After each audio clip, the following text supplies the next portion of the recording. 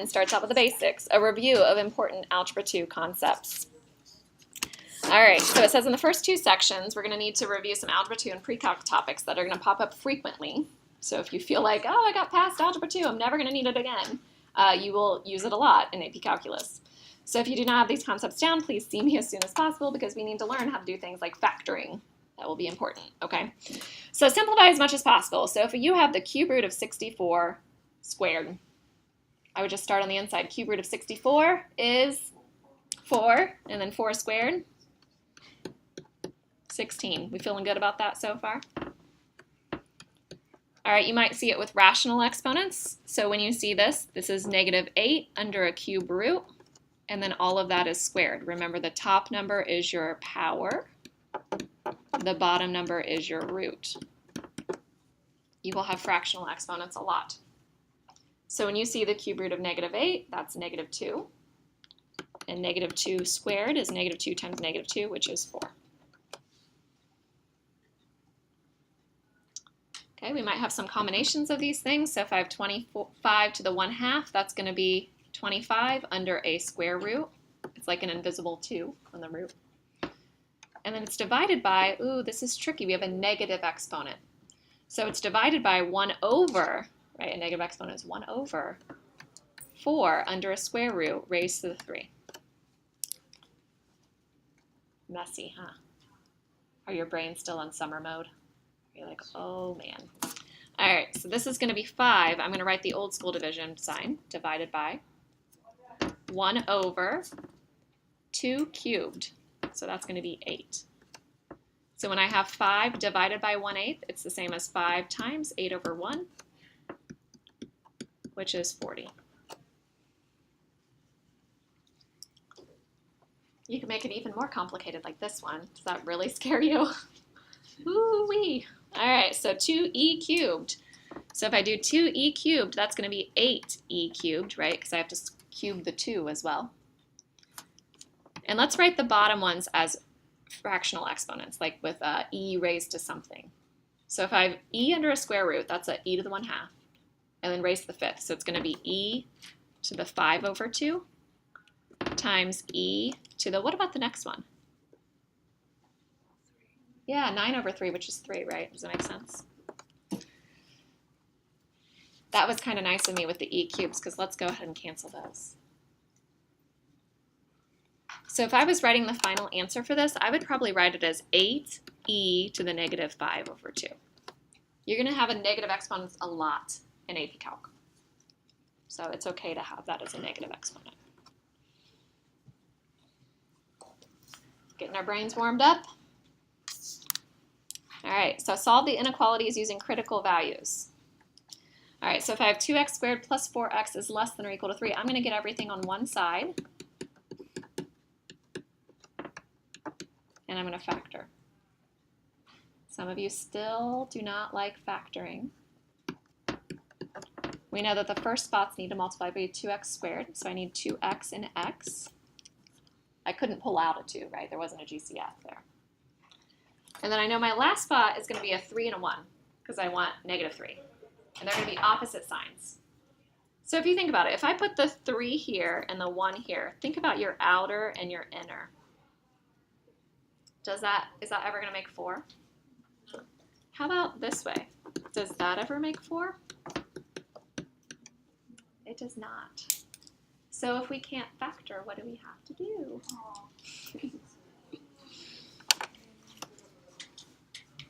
It doesn't work. You can just draw a line through it if you want, but we probably do need the room. So we do the quadratic formula. So this is an answer that probably has a square root. The good news is calculus does not have anything with I. There are no complex numbers. That is called something, it's called complex analysis, and I did not take that until grad school. So you do not have to worry about negative numbers, or negative square roots. Square roots of negative numbers, I guess I should say. All right, so I have x equals -b plus or minus the square root of b squared, so 16, minus 4ac all over 2a. So I get -4 plus or minus 16 plus 24. So I have the square root of 40 all over 4, which is negative 4 plus or minus square root of 40. Julia, what do you think? Yeah, 2 root 10 all over 4, and then we're going to reduce it a little bit, so that's where we do our little heart thing. Cheesy. And we get, all of them are divisible by the same number. They're all divisible by 2, right? So let's reduce it by 2. So I'm going to have negative 2 plus or minus root 10 all over 2. Now, if you want to find what those are as decimals, you can, which kind of helps as you're checking each number. So go ahead and use your calculator. And let's figure out what these decimal approximations are.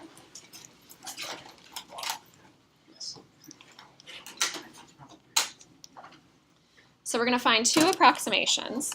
So when I do negative 2 plus root 10, and then I take that answer divided by 2, I get 0.581. Now be careful. If you were putting this all in your calculator all at once, you would need parentheses around the numerator. Okay, so make sure you're getting the same answers as me, because maybe you forget something like a parenthesis and then you end up doing it on your homework and the test and so on. So that's the first one. And the other one is going to be negative 2 minus root 10. I take that answer and divide by 2. So I get negative 2.581 as well. 3 decimals always, right? I taught you that last year. 3 decimals. Okay, so if we put those on a number line,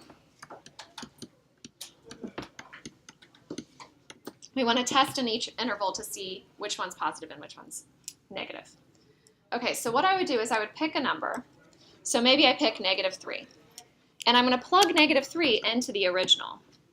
Now you can do that, or you can be smarter than the system. Someone taught me this a few years ago in my class, actually. It was one of my students that were like, hey, can't you just think about it this way? And I was like, that's brilliant. I'm going to use that. All right, what shape would this be if I graphed it? It would be a parabola. What are its x-intercepts? The 2 numbers you just found, right? You found where it was equal to 0. Does that make sense? So you have a parabola that is crossing at negative 2.581 and 0.581. Is it an upwards parabola or a downwards parabola? It's upwards, right? So that means that it's going to be above the axis, below the axis, above the axis. Does that make sense? So if you tried those numbers, you would get positive, then negative, then positive. We want where it's less than or equal to 0. We want negatives. So we want right here in the middle. Now, do I include the endpoints? Yeah, because I said less than or equal to 0. So your final answer would be bracket negative 2.581, comma 0.581 bracket. That took up a lot of space. I should have given you more space, shouldn't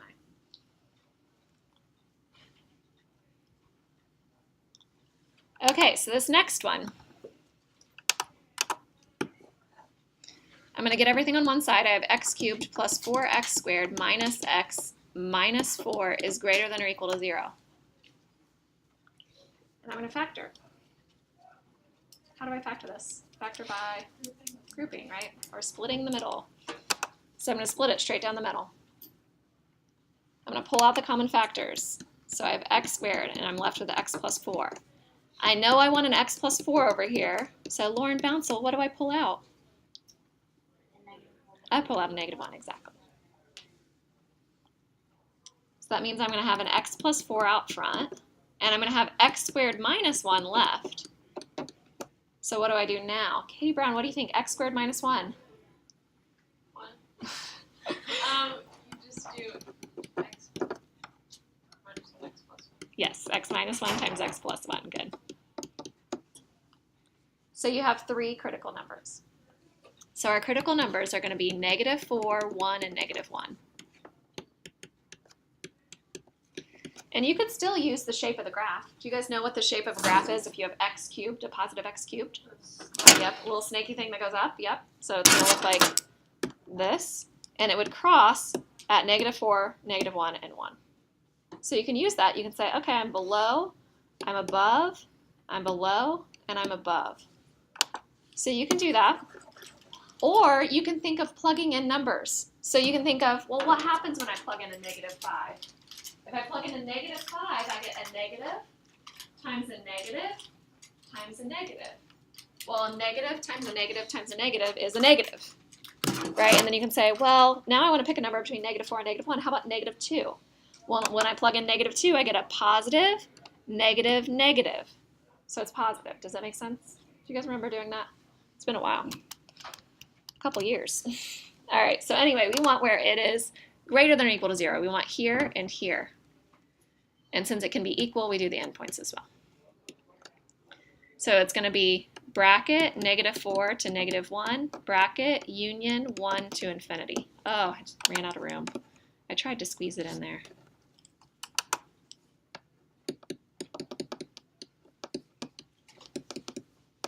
And we always do a parenthesis on infinity, right? We never reach infinity. So on a scale of 1 to 10, how much are you remembering this? 10, do you remember all of it? 5? 9. A 9. Ooh, a 9. Look at Kate Brown. A 7. I'm okay with a 7. This is just a review. You will have homework to test your knowledge, to compare with friends, right? I. Not even on the scale. Oh, man. All right, 4x squared less than or equal to x. So I have 4x squared. I'm going to subtract the x over. You're really loud. Now, the thing that a lot of people try to do in examples like this is they try to divide by x. You cannot divide by x with inequalities. And actually with equations, you lose an answer as well. You would lose the x equals 0 solution. But with inequalities, it's really bad because you don't know if x is positive or negative. And if you divide by a negative number with an inequality, what do you always have to do? You have to flip a sign, right? So if x is negative, you would have to flip that sign. So we just pull everything to one side, and then it's a GCF problem. We pull out the x, and we have 4x minus 1. So when we set each equal to 0, we get x equals 0, and we get x equals 1/4. So those are our two critical values. So we're going to put those on the number line. We have 0 and we have 1/4. And again, you could think about the shape. This is still a parabola that's upwards, right? So it should be positive, negative, positive. Or you can plug in the numbers. I think on the factored ones, it's really easy to plug in the numbers, right? So if I plug in like a -1, I would have a -1 times a negative something. Negative times negative is positive. We want less than or equal to 0. So if I plug in a -1, I get a positive. Yeah, Katie? Do you have to plug it into the solved? I would plug it into the factored one. It's just faster. You could plug into the original, but it's a lot of like math that you have to do. Like 4 times -1 squared would be positive 4 minus a -1 is, see, but it's a lot harder. All right, so if I plug in something between 0 and 1/4, like 1/8, I'd have a positive 4 times 1/8. What's 4 times 1/8? 1/2 minus 1 is negative. So I'd have a positive times a negative, which would be a negative. So that's where it helps to think about the shape of the graph. And then the last thing is positive. So we want where it's less than or equal to 0. Uh-oh. So we want right in here. I keep doing equal to 0, man. All right, so I'm going to have 0 to 1/4.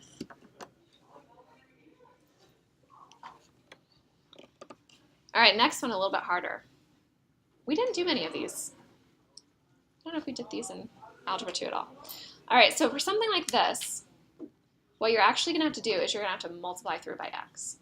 Okay, so we're going to multiply through by x. And I'm going to multiply everything through by x.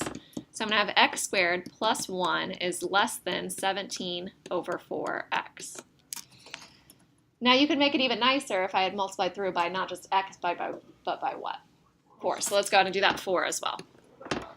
So I'm going to have 4x squared plus 4 is less than 17x. And now we get everything on one side.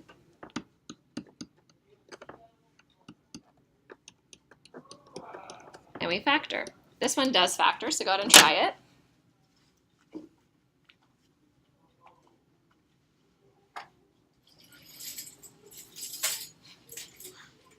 Love when everything falls out of my bag.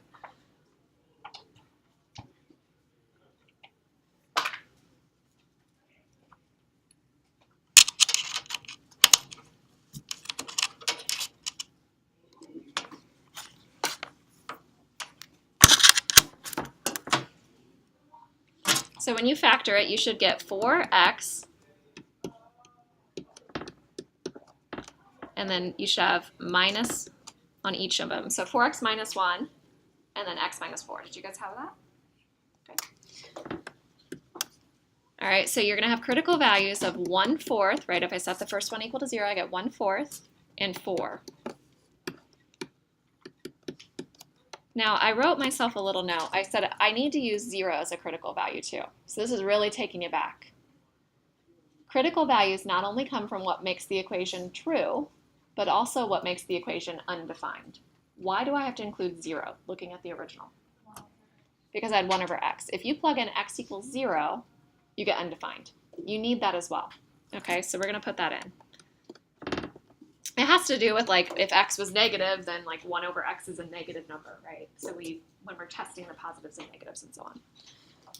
All right, so if I'm testing like a -1, I have 4 times -1, that's -4. So I'm going to have a negative times a negative for the first one. That's going to be positive. So if I try a -1, I get positive over here. Then it's obviously a little bit harder once we get here, right? So if I plug in a 1, let's do 1/8 again. Why is that not letting me write? Okay, so if I try 1/8, 4 times 1/8 is 1/2. Minus 1, negative, right? So I have a negative right now. And if I try 1/8, 1/8 minus 4 is a negative. Negative times negative is positive. It's a tricky one. It's one that involves an asymptote. That's why it's like that. All right, what if I try like 1? Positive times negative is a negative. Do you guys all see what I'm doing? And then 5, if I plug in 5, I'd have a positive in the first parenthesis, positive in the second parenthesis, so I'd have positive. So we want where it's less than 0, so we're going to do right here. And we don't include the endpoints this time because it just said less than. Which equation are you plugging those values? I was plugging it in right here. Okay. It's easiest to do that simplified. Okay, so I'm going to have 1/4 to 4 as my answer. All right. All right, and the last little bit are equations of lines. I think this is all. Oh, I guess I've solved the quadratic equations too. We still have time. We go until 12:10, right? All right, so find the equation of the lines with the given characteristics. So equations of lines, we're going to do this a lot. We have to find equations of tangent lines in calculus. So in order to find the equation of a line, we first find the slope. We do y2 minus y1 over x2 minus x1. So I'm going to do 9 minus 3 over 7 minus a -2. If you did 3 minus 9, make sure that you did -2 minus 7 on the bottom, right? So we get 6 over 9, which is 2/3.